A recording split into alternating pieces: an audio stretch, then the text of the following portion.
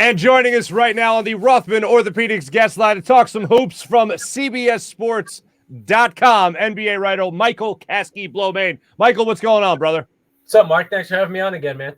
Absolute pleasure, man. I was checking out your latest article, and I saw it by way of Twitter, and you put it out there, and it seems like the same thing that hit you, hit me, and a lot of other people that came after the game last night with Joel Embiid saying he's not even close to 100%, yet he's putting up 43 points in games, playing in overtime in games, and it's just an absolute beautiful thing to watch how it all unfolds.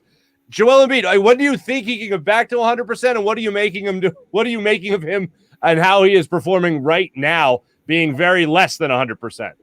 Yeah, last night was one of those performances where you felt great about Joel, putting up 43 points, only missing 5 shots to score 43 points. He looked like, peak last season Joel when he was right in the thick of the MVP conversation. But then at the same time, you sit back for a second, you're like, wow, we really needed Joel to score 43 points and play 41 minutes in an overtime game against the Hornets team that was missing literally 5 rotation players that they play with every night.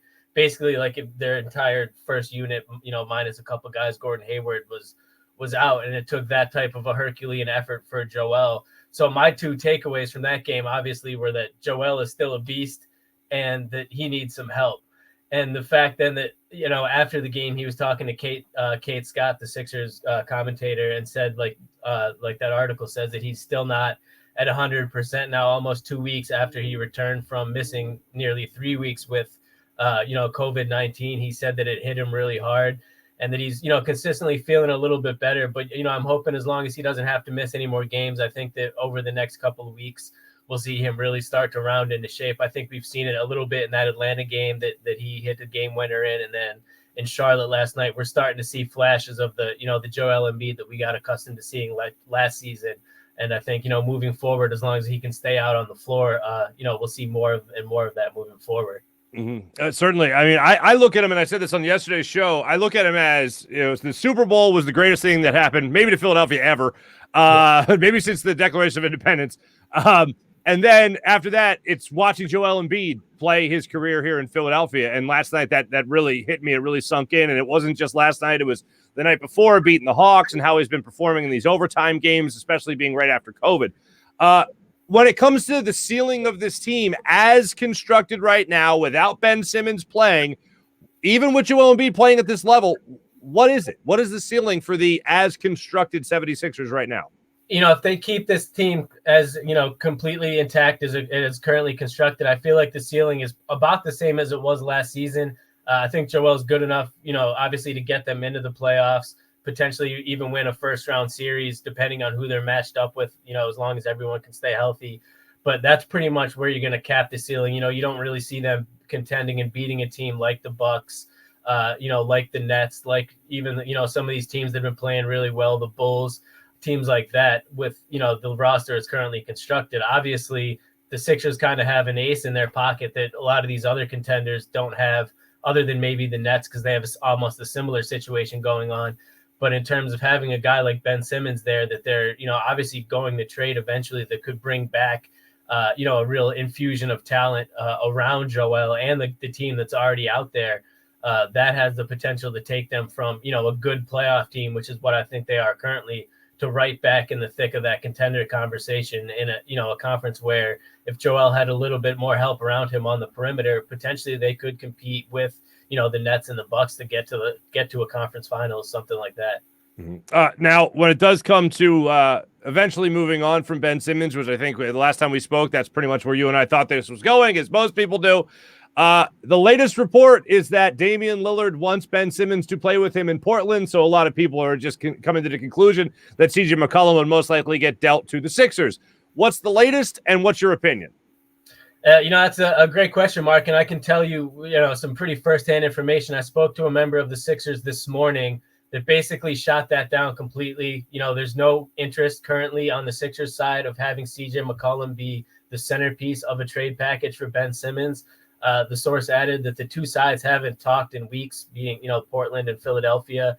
And, I think the Sixers are really still holding out hope that it's, not going to be CJ that they would potentially trade for, but that it is going to be the guy you mentioned right before that, Dame Lillard. there's a lot of uncertainty in Portland right now. They just parted with their longtime GM Neil O'Shea amid somewhat of a scandal. There's a report today from, I believe it was from Woj of ESPN, that Dame's going to be looking for a 2-year contract extension this summer that will kick on the end of his current contract, which is going to be paying him close to $50 million when he's like 34, 35 years old, a few years down the road. And there's some speculation about whether or not the Blazers are going to want to, sink that much into him. And also with a new GM coming in, are they going to be able to, move Lillard at their discretion, or are they going to be in a situation where, Portland's ownership is tied to Lillard and is going to give him that extension? I think some of that is going to be fleshed out in the coming weeks. And I think, the Sixers basically have between now and the trade deadline in February, I believe it's February 10th, to make a move. Next week, a week from tomorrow, December 15th, is the first time that players that signed contracts this past summer can be involved in trades or traded for the first time. So I think that's going to kind of open up and expand the pool of potential trades that, the Sixers could make. So I think they're still very much kind of in a, play it patient, wait now mode up until, from now for the next 2 months, up until that trade deadline. But from everything I was told, directly with a source of knowledge of the situation, is that CJ McCollum as the main return for a Simmons trade is, basically a non-starter at this point, at least.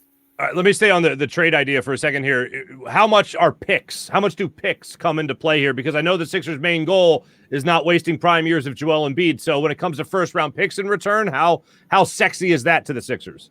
Exactly like you just said, Mark, not as sexy as it would have been, or not as attractive as it would have been a few years ago, obviously, when they were in the quote-unquote, the heart of the process years. At this point, when you have Joel Embiid, the runner-up for MVP last year, playing like he did last night, like we were just talking about, this is a guy that's ready to win right now. And those picks, while, they're still always valuable, and especially in terms of the fact that the Sixers could get them and potentially package them, somewhere else to bring in another player. But the end goal for the Sixers is to get established talent around Joel Embiid now. If taking on picks in the short term to flip them, down the road to bring in more established talent is the best route to do things, perhaps that's something they'll consider. But, as it stands, they want an established or two established, all-star or near all-star caliber players for Ben Simmons. And obviously, picks could sweeten the deal, but it's not going to, be a determining factor for a guy. If there's a guy that they're not really interested in, just the team throwing extra picks at them, I don't think is going to really move the needle and make them make a deal that they don't want to make. Did the source that you spoke to give any indication as to whether or not the Sixers and Ben Simmons could eventually move to a reconciliation and a return to play for the Sixers? That wasn't touched on, but, over the past few weeks, from everything, other conversations I've had and heard from things, that's pretty much not even on the table at this point, Mark. It seems like that, that train has left the station. As right. It just seems like things are too far gone. The level of trust there is basically none on either side. And it's just a waiting game at this point where, whenever that trade happens. But, I did think at the beginning of the season, it was something that was possible, but it's just grown, more and more unlikely as the season progressed, as it has. Do you know if he's still being fined for these games he's missing?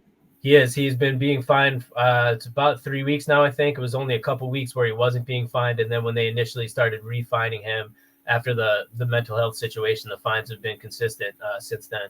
Yeah, I think it was the 6-game road trip that they started fining him again. So I was just seeing if that was still the case. Yeah. One thing, look, Dame Lillard is still the guy that I am fishing the wish for, and hopefully that's if that's who the Sixers are locked in on, then I'm very happy for that. I got to ask you this because I want to make sure I'm clear on this. I want to make sure, I like Tobias Harris. I wish the Sixers were getting a little bit more from him now, especially without Ben Simmons there. But I want the baseline for what they get in return for Ben Simmons to be Tobias Harris, and I want the max to be obviously another Joel Embiid. What are the odds they get something in between there with a guy that would actually maybe threaten Joel Embiid for the leading scorer on this team? That's tough at this point. I think that's obviously the goal. Mm-hmm. What's gonna come out over the next couple of weeks and couple months is something. I think De'Aaron Fox is a name to keep an eye on in Sacramento. There's rumblings that they have a lot of guards there, things going on in that organization. He could become available. I think a guy like that, obviously, like you said, Dame, potentially like a Bradley Beal caliber guy. That's the highest you're going to hope for. shoot for the stars, as they say. I think the more likely scenario will be a younger guy that's not, like a De'Aaron Fox, that's not maybe quite as established yet, but has a pretty high potential, still has, a lot of years ahead of him.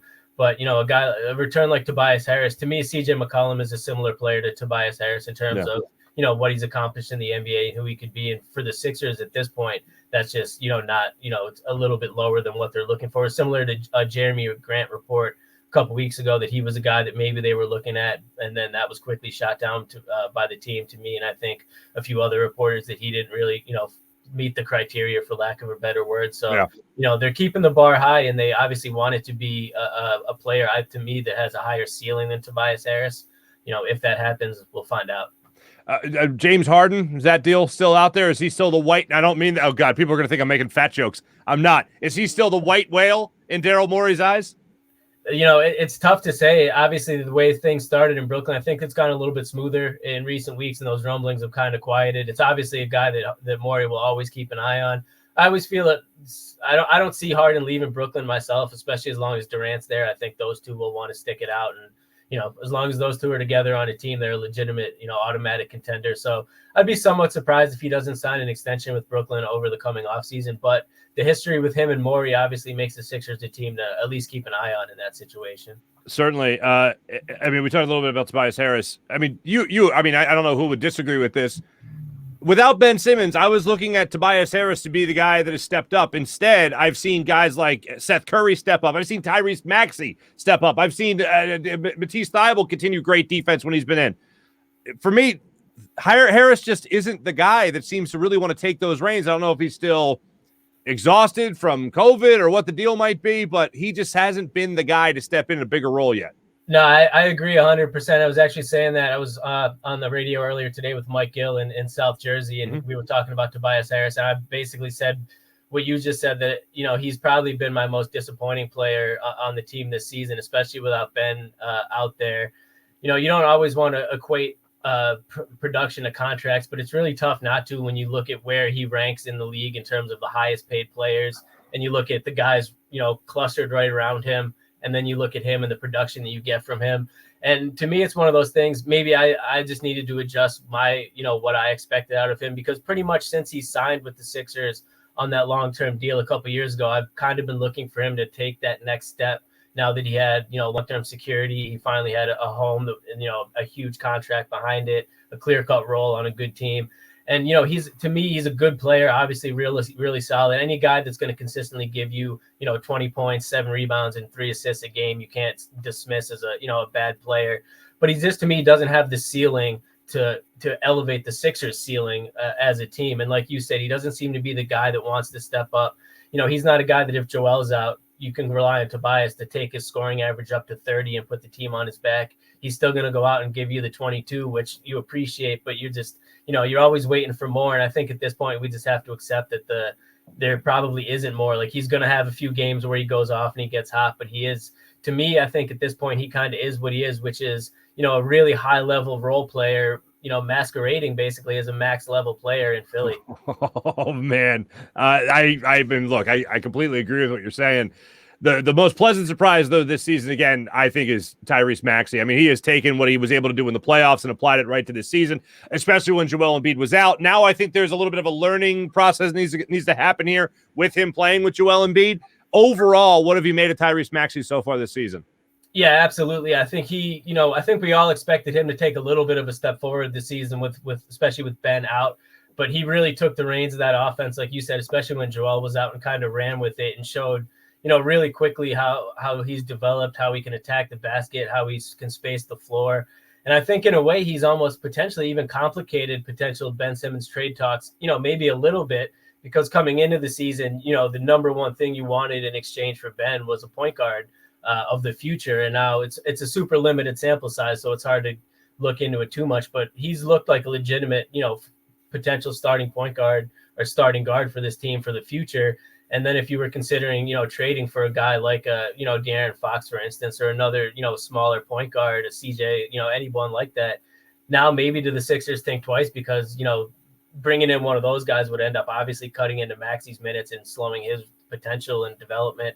So, that's technically a good problem to have, I guess. But, overall, I do think he's been, really impressive. I would like to see him obviously learn to mesh with Joel a little bit more. And I think that will come with time and experience. But he's definitely been, as disappointed, I guess, as we were talking about being with Tobias. It's fair to say we've been that, excited with what we've seen from Tyrese. Last thing for you, Michael Kasky-Blomain, CBSSports.com, NBA writer.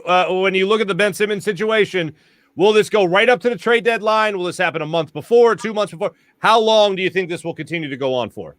If the trade deadline ends at 6:00 on February 10th, I feel like we're going to be refreshing Twitter at 5:57, 5:58. Now, I mean, maybe that might be a little bit dramatic, but I really do think that it's going to continue to be a patient approach on Daryl Morey and the rest of the front office. They've been patient thus far, and already we've seen that patience pay off just to a small extent in terms of some of the reports that came out today. The Pacers are reportedly looking to blow it up. Not that the Sixers would take, one of those guys, but they could help potentially facilitate. There's reports about the Kings looking to blow it up. Obviously, the uncertainty in Portland. And there's potential that more situations like that and other franchises could arise between the deadlines. So, I expect it to be, pretty close to the buzzer there. All right, there you go. Michael Kasky-Blomain, CBSSports.com. Check out his latest article and make sure you follow him on Twitter. The real Michael KB, not that fraudulent one, not that fellow that's running around there just trying to make a name for himself. You know what I'm saying? Well, stole my original Twitter account, and now it's whenever you get it back. Michael Kasky-Blomain, great catching up with you as always. Thanks for coming on the Farzy Show on the Rothman Orthopaedics guest line, talking some Sixers basketball with us, man. Thanks. Thanks for having me on, man. Appreciate it. Always a pleasure.